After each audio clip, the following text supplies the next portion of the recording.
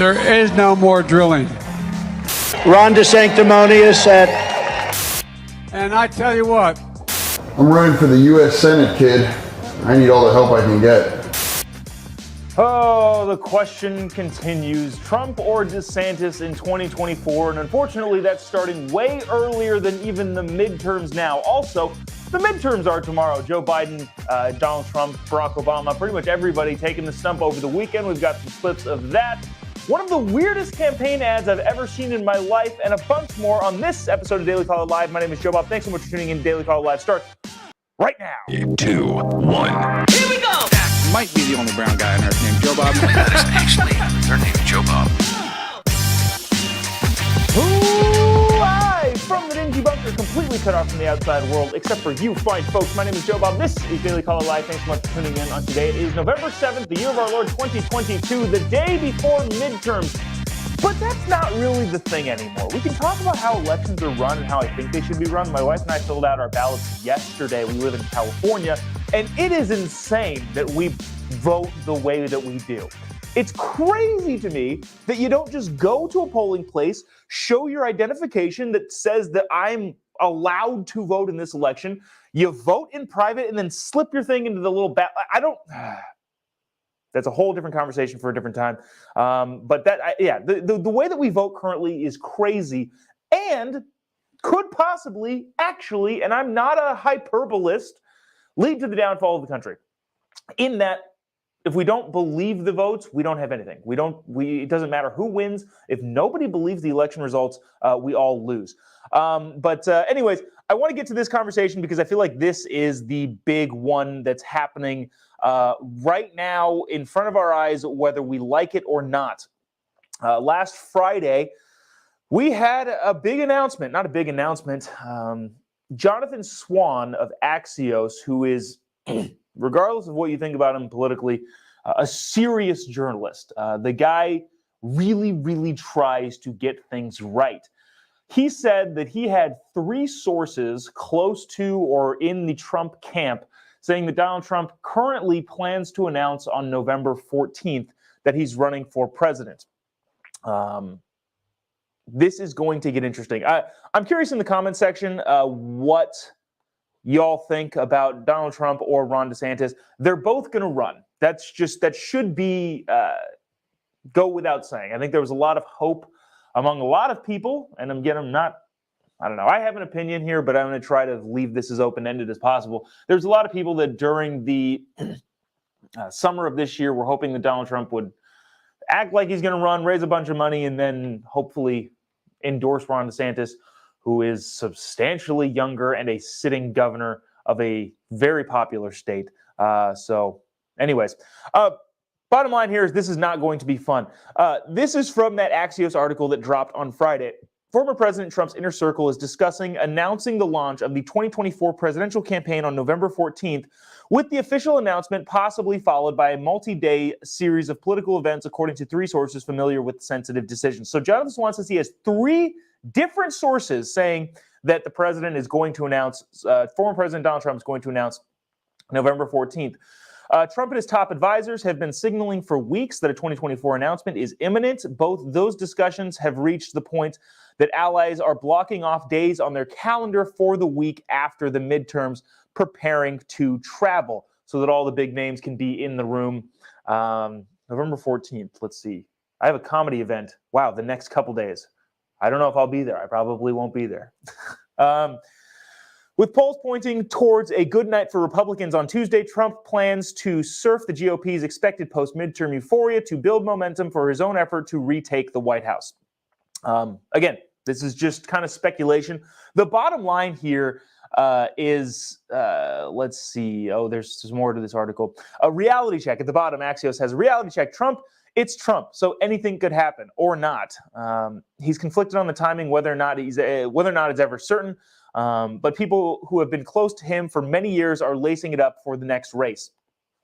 So that should be interesting. There's a lot of people in the comment section saying vote Republican. That's fine. I am curious about whether or not it should be DeSantis or Trump in the comment section. I got to play some clips of this over this last week or so. There's been some interesting clips. So this is a clip of Donald Trump campaigning in Florida. Geez, I was in Florida at the same time. Obviously DeSantis was there, and Trump were in Florida doing rallies. Didn't make it either one of them. But this is positive Trump DeSantis in terms of how they're treating each other, at least publicly. Here's Donald Trump campaigning for, I believe, Marco Rubio, giving some praise to Ron DeSantis. If you haven't already, click the little like button. Would appreciate you clicking the little like button and the little share button. Really helps us do so, especially let us know in the comment section who you think would be more likely to win the White House in 2024. There's a lot more that we can dive into, and we just might. But watch this clip of Trump being kind to DeSantis before we get into the more nasty stuff. Check it out. People of Florida are going to re-elect the wonderful, the great friend of mine, Marco Rubio, to the United States Senate. And you're going to re-elect Ron DeSantis as your governor of your state. And you're going to elect an incredible slate of true MAGA warriors to Congress, many of whom are here right now. I think all. So that's that. Donald Trump said Florida is going to re-elect Ron DeSantis. Everybody cheers. Great. Happy. Everybody's good.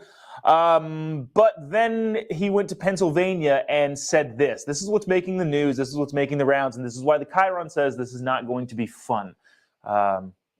I'll explain why I think it's not going to be fun in a second, but watch this. This is what Donald Trump said in Pennsylvania over the weekend, campaigning for one Mehmet Oz. Trump at 71, Ron DeSanctimonious at 10%, Mike Pence at 7. Oh, Mike's doing better than I thought. Okay, so that's Trump in Pennsylvania saying Ron DeSanctimonious, and the name calling has begun.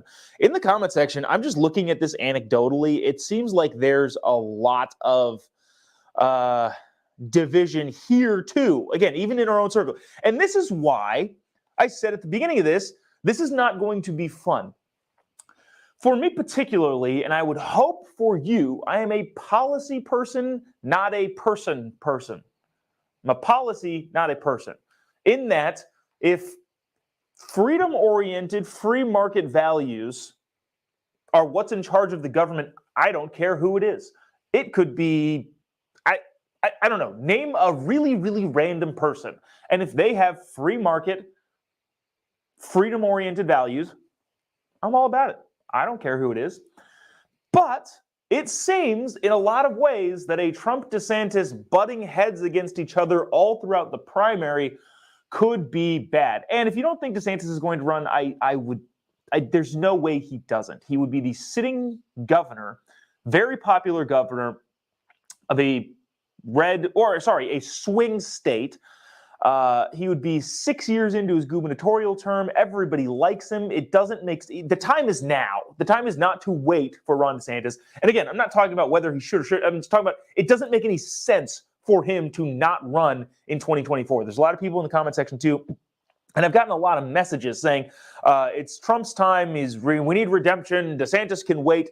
No, he can't. Literally, politically, he cannot. I've talked about Gavin Newsom in California and how Gavin Newsom was the most disappointed person in America that Donald Trump lost in 2020. We don't need to rehash that right now. Maybe we will in a little bit, but we'll see. What Ron DeSantis' time is now. It has to be now. If he waits until 2028, let's just assume that Trump wins in 2024. There's going to be an open seat, and generally, when there's open, the party flips back in the White House, and DeSantis will be a former governor. Maybe he takes like a Secretary of State job in the Trump administration. It doesn't make sense for Ron DeSantis to wait. The time is now. There's been so many instances politically of people waiting too long to run for president, and the moment just passes it by. Barack Obama is probably the best example. He knew the time was now to run. He was a senator, U.S. senator for 2 years when he decided to run for president of the United States. What kind of experience is that? None whatsoever. But he knew the timing, and he knew the time was now, and it worked out well for him. That's the same situation Ron DeSantis is in. Bottom line being, Ron DeSantis is going to also run. What I say by this is not going to be fun is there are very, very good arguments on both sides. And unfortunately, I think the conversation amongst freedom-loving, free market-minded people is going to be name-calling and dumb, stupid, not policy stuff. I think Ron DeSantis would be good to not get down in the mud. We know Trump will probably call names and all that sort of stuff, and that's just how that's all going to pan out. But it'll be really, really interesting to see those two duke it out. And what I mean by interesting is not fun for everybody. Now, I tweeted this the other day because I just think it is. Like in 2024, Democrats are, I think, going to hand Republicans a wide open layup. Nobody's in their way. Dribble, drive to the basket, lay it in nice and easy. Unfortunately, I think a lot of things are setting itself up to where Republicans are going to drive to the basket and throw the ball over the backboard into the stands. There are so many instances now in this midterm that are the same way. Look at Pennsylvania. John Fetterman. Who can't beat John Fetterman? The only person that can lose to the other is who's running against each other. Rather than, look, the Secretary of Sanitation could have won the Senate race. And now I'm not saying that Dr. Oz won't win in Pennsylvania. I'm just saying it is extremely close and nobody knows how this is going to shake out. But if it was just some podunk, I don't know, random interior Pennsylvania sanitation supervisor running against John Fetterman, the race wouldn't even be close. Same thing in Georgia. If it was literally anybody else running in Georgia against Raphael Warnock, it would be a sure win. And again, I don't know that these people are going to lose necessarily. I'm just saying it would be a sure win if Republicans didn't shoot themselves in the foot constantly. And this is what it seems like it's going to be for the 2024 election, which I don't even know why we're talking about it yet. The midterms haven't even happened. Donald Trump is probably going to announce after the midterms, but it's just not going to be fun. Bottom line is this is not going to be fun. Now, one of the caveats here that I think is going to be really interesting is if Georgia has one of these like wonky election laws that say like if nobody gets to 50% in that Herschel Walker, Raphael Warnock race, then they go to this like runoff thing, which remember that happened in 2020 with Loeffler and the other guy. Both of them lost in January. But if it goes to a runoff, pretty much the entire country will be fixated on that race. And I would imagine that would delay the Trump announcement, not because he doesn't think this is going to like impact the Georgia election, but because I think Donald Trump wants as much attention as possible. And if a bunch of attention is going to the Senate race in Georgia that would culminate in January, I would imagine Donald Trump is going to say, I'm going to wait until all of the eyes are on me. So there is that. A lot of people in the comment section, again, kind of ambivalent. I feel like maybe it's me. Maybe it's me that's paying way too much attention to this way too early, because a lot of people are just saying, like Felipe is saying, vote red. Jeremy's saying red wave. And all of that is fine. But again, I think there's a bigger problem brewing within the Republican Party as a whole. Geez, wow. Some of these comments are kind of in depth too. Already voted all red. That's all fine, but we're missing. There's a lot of contention within the Republican Party that I feel like a lot of people are just kind of like taking not really all that seriously. Ukraine is going to be a big thing. Kevin McCarthy said that, hey, we're not going to have a blank check for Ukraine, which a lot of people agree with. A lot of people don't. What I'm getting at here is what I think I've been saying for a long time. I got it from a radio guy a couple years ago. The country currently is 4 parties trying desperately to be 2. It's pretty clear that the Democrat side are the super hyper woke AOCs of the world and like the moderates kind of like, just general liberals that kind of want a bigger safety net but aren't into transgender kids. There's huge infighting going on in the Democratic Party, but also there's going to be, or there already is, huge fighting going on in the Republican Party. I wish there weren't. That's what I'll say here. I'm going to move on from this, but I wish there weren't, because there's policy-wise, all of the facts are on the freedom-loving free market society people. And I hope we don't blow it. That's that. Let's get to midterms. Midterms. And again, maybe this is just me projecting onto this particular show dynamic. But my thought on this is it's almost over, finally. Silly season has been silly this year. There's been a lot of crazy commercials, crazy things said, and I am so excited for it to be over. Unfortunately, though, given that politics are now the national pastime, I'm not excited for perpetual elections from here until the end of time.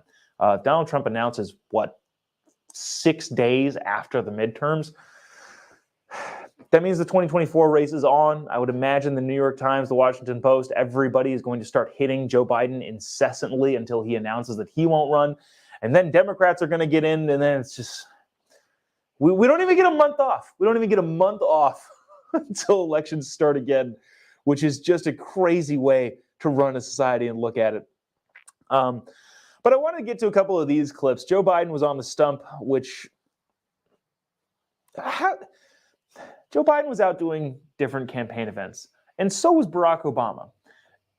It is crazy. It is absolutely crazy how much better Barack Obama is at campaigning than literally every other Democrat. Now, part of that is because he's not 80 years old like the rest of Democratic leadership. They're either 80 years old or just completely incompetent. Talking about Joe Biden and Nancy Pelosi literally being in their 80s almost. Or Kamala Harris, who's just completely incompetent. Again, Barack Obama, I disagree with him on policy, pretty much up and down the ballot. I just disagree with him entirely. That being said, he is a fantastic campaigner. He is so good on the stump, and he's just head and shoulders above everybody else. And I don't know, it's fascinating how much better he is at campaigning. But anyways, Joe Biden was also on the stump talking and made some of these comments, which are making the rounds. This is kind of interesting. He was talking about oil. Now, not to get into the weeds nitty gritty, but the Ohio Senate race between Tim Ryan, I think the guy's name is, and J.D. Vance, the Republican J.D. Vance and then Democrat Tim Ryan, their debate was fascinating, kind of to watch J.D. Vance, the Republican, explain part of the reasons why gas prices are super high. Now, there's an argument on the Democrat side saying that, well, gas companies are getting greedy. Like, well, J.D. Vance explained, and I agree with him, and I've been saying this for a while also, that the Biden administration is at war with the oil companies. And what that would mean is that their future projections are going down. If the administration says, hey, you can't drill anymore, or you can't make your product, I would also jack up prices because I don't have any confidence in the future of my entire industry. So that's a big argument of contention, especially in the state of Ohio in that Senate race. But also, Joe Biden is hinting at it here, and it would seem that the president is looking to prove the Republican argument correct when he says this. Check this out. This is at the end of his speech. The music starts playing, and then somebody yelled something about oil, and then he kind of continues to go. It's a really weird clip. But anyways, watch this. If you haven't already, would appreciate you clicking the little like button and the little share button, or letting us know in the comment section whether it's Trump Desantis or what's going on in the midterms. All of that sort of stuff. Let us know in the comment section. Would really appreciate you doing so. But check this out. This is a clip from Joe Biden, again, on the stump, making weird comments about oil. No more drilling. There is no more drilling. I haven't formed any new drilling. No,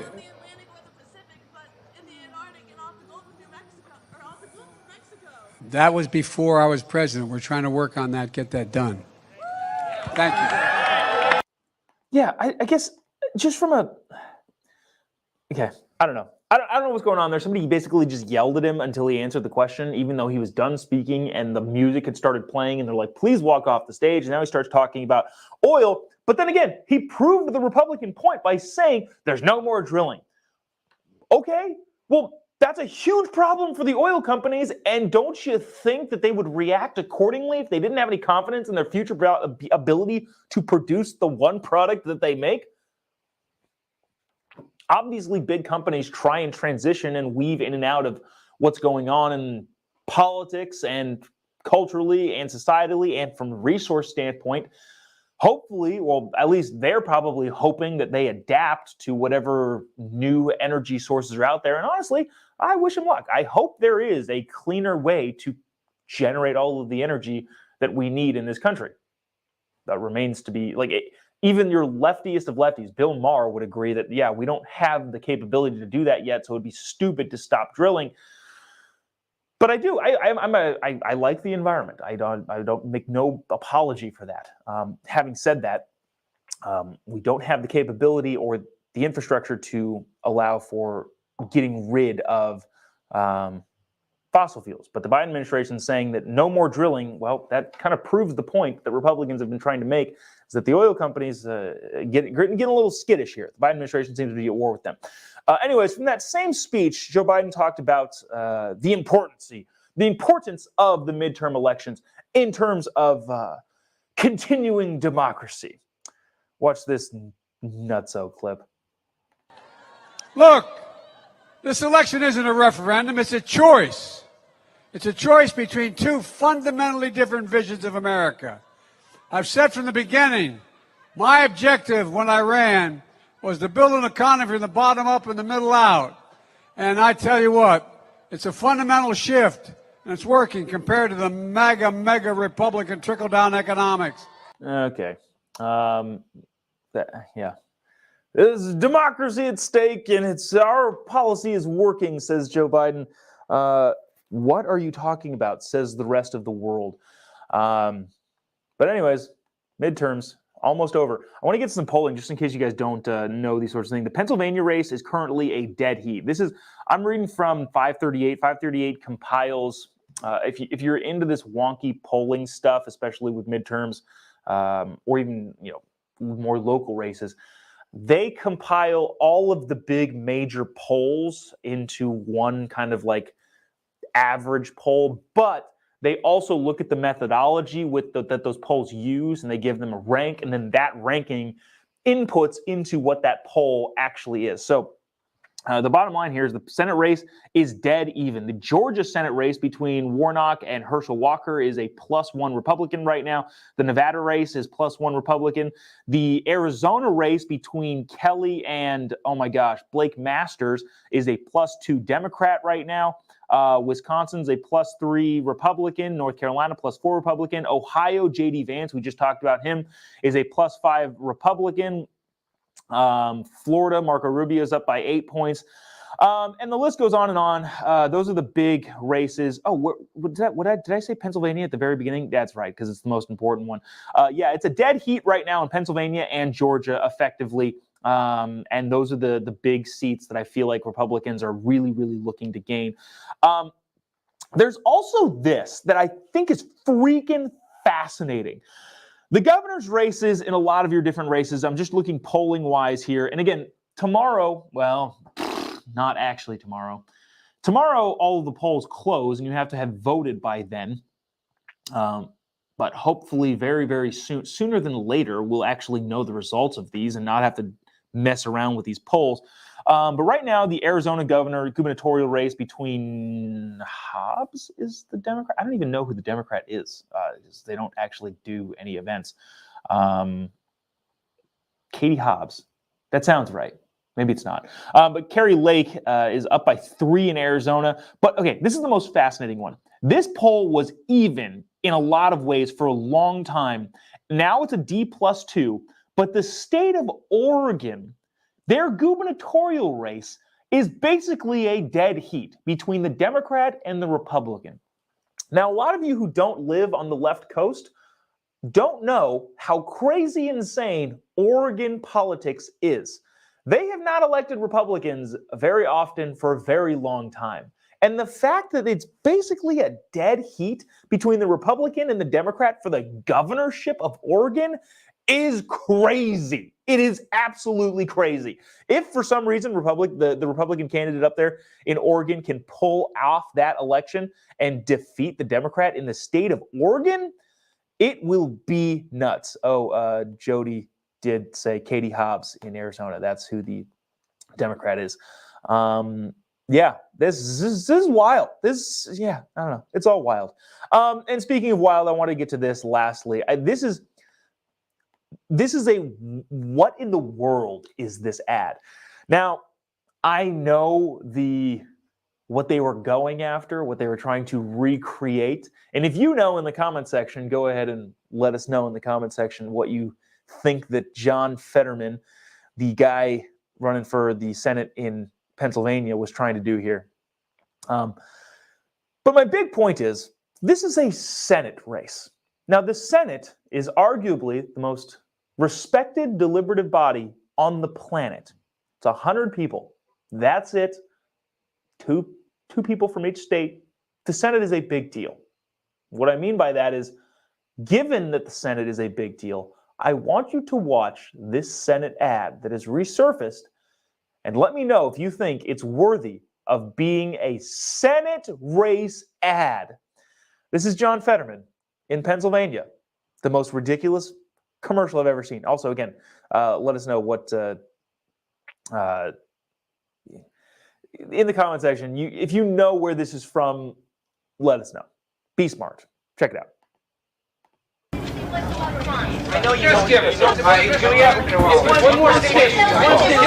Mr. Fetterman. Mr. Fetterman, Yeah, you need any help? I'm running for the U.S. Senate, kid. I need all the help I can get. You're running for Senate? Sure. Where's your suit and your flag pin and your hair? Oh, hey, kid. I just want you to know I'd vote for you. Hey, thanks, kid. You want a drink? Nah, no. Really, you can have it. Okay. Thanks.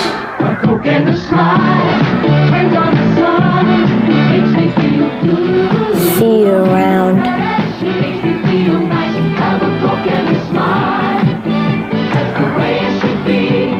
Hey, kid. Catch. Wow! Thanks, Mayor John.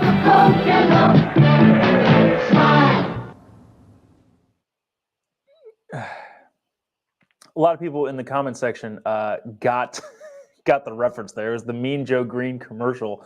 But hey, guess what? Senate races are among the most expensive outside of gubernatorials and the presidential races, meaning that they have some money.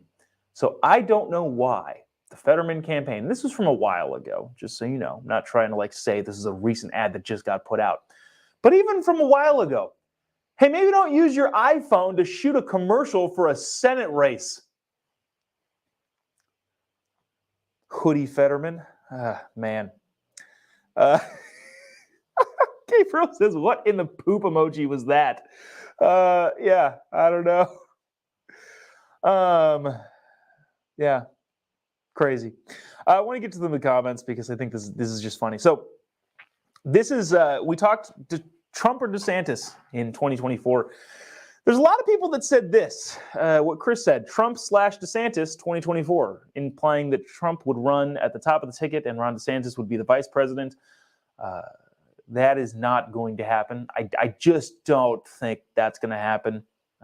So, you know, is what it is. And I don't think that would happen because I don't think Ron DeSantis would do it. One, I don't think Trump would want to do it because I think he'd be overshadowed his entire 4 years in office if he were to win by people saying, well, DeSantis should be president instead. He didn't want that. DeSantis doesn't want that because he thinks the time is now, which is. So there's that. A lot of comments like this, too. Jeff says, get back in your lane, DeSantis people. Frank says, Trump train. A lot of people on this side of this argument. Shoot, I thought I had favorited a couple DeSantis ones, too, because there was a lot of DeSantis. Here we go. Vicky says, DeSantis. Frank says, Trump. Shelley says, Trump.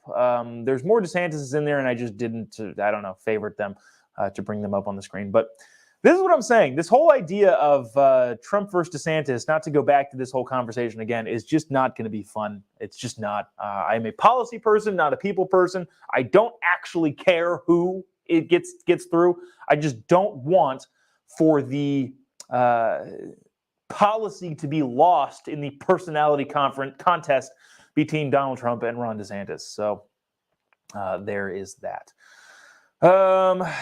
Wow, so this is an interesting one. Craig says DeSantis Haley.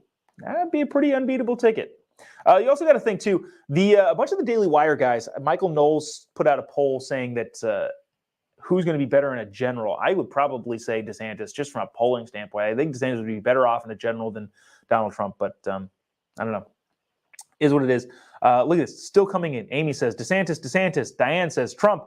This is not going to be fun, people. Let's just focus on policy. Just whoever free market, freedom-oriented people, less government. Let's just go that direction rather than fight incessantly over these two personalities.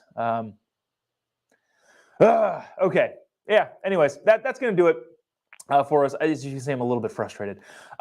We possibly will have some election night coverage tomorrow from the dingy bunker. That would be over on my. So, you know what? Maybe we'll do that. Maybe we won't do a Jobob Unlimited episode today.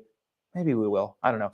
But if you haven't got a chance, give me a follow on any of your social media platforms. I do the Jobob Unlimited podcast on my Facebook page as well as YouTube. Facebook Chiron is wrong. Just type in JOBOB, you'll be able to find me. Maybe we'll do some extended election night stuff tomorrow night. I'm going to be in Phoenix in the morning and coming back tomorrow night. So I'll be in the bunker. The bunker of bunker. This is like the first level of the bunker, and then you go down the bunker, and that's where the podcast gets filmed, just to make sure we're not infiltrated by anybody. But yeah, you can watch it there. Maybe we'll have some election night coverage. Maybe it'll be on the Daily Caller pages. But at this point, I'm just doing it on my page. So just click the little. Just type in JOBOB on Facebook. You'll be able to find me. Maybe we'll have some fun, interesting guests on to talk about the election night coverage. But other than that, tomorrow's voting day. I'm excited for midterms to be over and done with. But we'll keep chugging along if that's the main thing in the news, as long as it's the main thing in the news, and we'll see if Trump announces on the 14th and all of that stuff. That's gonna do it for us today. We'll see you tomorrow, same time. I'm not sure about the same place. We might end up doing tomorrow's show from Phoenix, which actually seems more likely than not, given the flight time. So we'll see you tomorrow, same time, different place. Adios. Until then, God bless America.